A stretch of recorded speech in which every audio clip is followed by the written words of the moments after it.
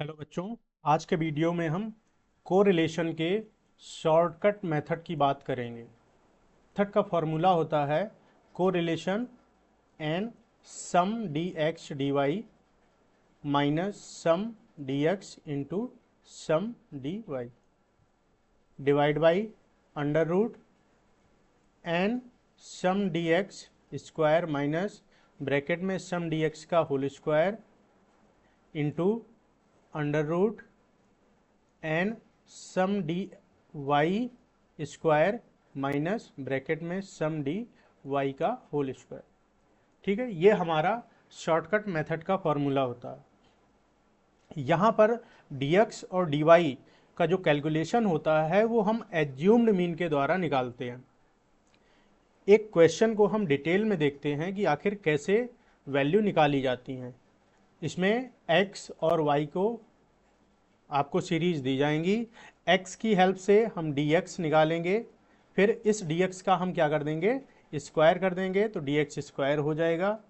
y की help से हम dy निकालेंगे, फिर इसका स्क्वायर कर देंगे, dy स्क्वायर हो जाएगा। और लास्ट में जो dx आपने निकाला है और dy जो निकाला है, इन दोनों का मल्टीप्लाई कर देंगे तो वो क्या हो जाएगा, dx dy। इतनी कैलकुलेशन हमें इस शॉर्टकट मेथड में करनी होती है। एक क्वेश्चन मैं आपको लिख रहा हूं और उसके बाद उसको सॉल्व करते हैं। एक ये क्वेश्चन आपको दिया गया है जहां पर हमें x का डाटा और साथ में y का डाटा दिया गया है। ठीक, कैलकुलेशन कैसे होगा हमने आपको बताया कि हम एज्यूम्ड मीन की हेल्प से क्वेश्चन को करेंगे। एज्यूम्ड मीन का मतलब था कि dx x माइनस ए क्या है, एज्यूम्ड मीन है। दिए हुए डाटा में या इस डाटा के बाहर भी आप कोई वैल्यू एज्यूम कर सकते हो। हम इस डाटा में 50 को एज्यूम मीन मानते हैं। ठीक है, यानी कि जितनी भी x की वैल्यू हैं उन सभी से हम एज्यूम्ड मीन को माइनस करेंगे। यानी 50 माइनस 50, 52 माइनस 50, 53 माइनस 50, 49 माइनस 50 और 47 माइनस 50। इस तरह जो भी कैलकुलेशन आएगा वो हम नोट कर लेंगे। 0, 2, 3, -1, -3। उसके बाद इसका हम क्या करेंगे, स्क्वायर कर देंगे। फॉर्मूले के अकॉर्डिंग हमें स्क्वायर चाहिए तो 0, 4, 9, 1, 9। ठीक है, टोटल करने पर सम डी एक्स का स्क्वायर, टोटल जब हम इसको करेंगे तो क्या मिलेगा हमें, 23। और dx का जब टोटल करेंगे तो क्या हो जाएगा, -1। ठीक इसी तरह y का कैलकुलेशन होगा एज्यूम्ड मीन के माध्यम से। तो dy equal to Y minus A. इस दिए हुए डाटा में आप कुछ भी मान सकते हो। हम मान ले रहे हैं 31 को, तो 32 माइनस 31, 34 माइनस 31, 31 माइनस 31, 28 माइनस 31 और 29 माइनस 31। इस तरह से आप डेविएशन लोगे, वो भी एज्यूम्ड मीन के द्वारा। तो जो भी कैलकुलेट वैल्यू आ जाए नोट कर लेंगे। 1, 3, 0, -3 और ये हो जाएगा -2। उसके बाद स्क्वायर कर देंगे तो dy स्क्वायर हो जाएगा 19094। दोनों को ऐड करने पर सम dy का टोटल आ जाएगा -1। ये हो जाएगा सम dy स्क्वायर, टोटल करने पर हमें मिलेगा 23। अब लास्ट कैलकुलेशन रह जाता है dx dy का, dx और dy का, यानी जो तो आपने डेविएशन लिए थे एज्यूम्ड मीन के माध्यम से dx और dy का, उन दोनों का मल्टीप्लाई करेंगे। तो dx आपका ये दिया गया है और dy आपका ये दिया गया है। ये जो आपने अलग वैल्यू निकाली है dx dy, इन सभी का मल्टीप्लाई करके dx dy मिलेगा।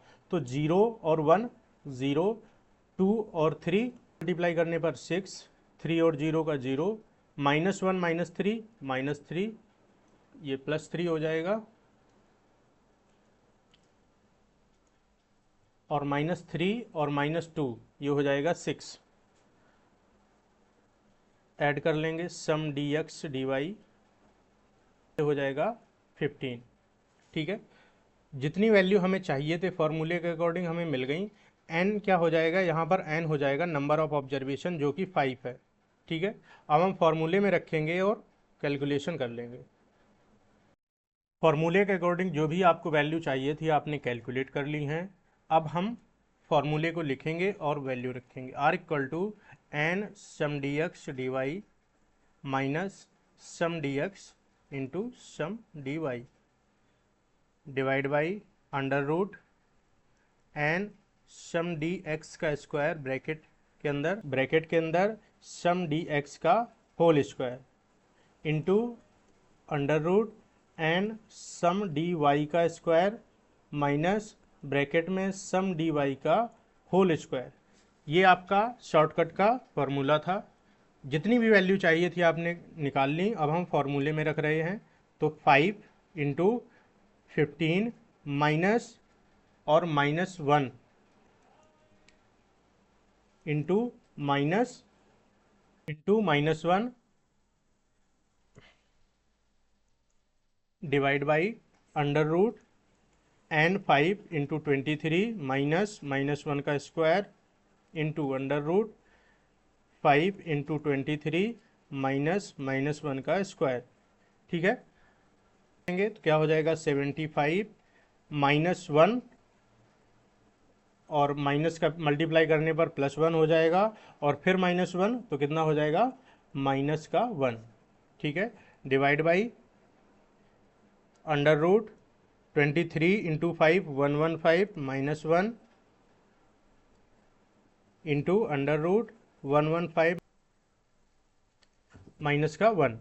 ठीक है, तो 75 -1 74 अंडर रूट नीचे हो जाएगा 114 अंडर रूट 114, तो 74 डिवाइड बाई 114 और ये हमें फाइनल वैल्यू मिल जाएगी 0.64, यानी आर की वैल्यू क्या मिल गई है आपको 0.64। ये हमारा क्या है कोरिलेशन, जो कि हमने शॉर्टकट मेथड से निकालना सीखा। जो भी आपको फॉर्मूले में वैल्यू दी जा रही हैं आप एक एक कैलकुलेट कर लीजिए, वैल्यू रखोगे मिल जाएगा। सबसे पहले आप dx निकालोगे, उसका स्क्वायर कर दोगे तो dx स्क्वायर आपको प्राप्त हो जाएगा। फिर dy निकालोगे यानी y की हेल्प से उसका स्क्वायर कर दोगे तो dy स्क्वायर मिल जाएगा। dx और dy का जब मल्टीप्लाई कर दोगे तो dx dy मिल जाएगा। नंबर ऑफ ऑब्जर्वेशन आप काउंट कर लोगे, वैल्यू रखोगे, इस तरह आपका आंसर मिल जाएगा। फिर भी कोई डाउट है आप हमें कमेंट करें, हम नेक्स्ट वीडियो में उसको क्लियर कर देंगे।